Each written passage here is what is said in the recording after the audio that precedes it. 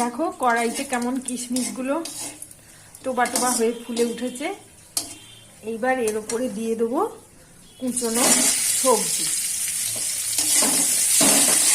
এর মধ্যে বিনস আছে, গাজর আছে, একটু শিম কুচো কুচো করা আছে, একটা ছোট্ট আলু আছে। এগুলো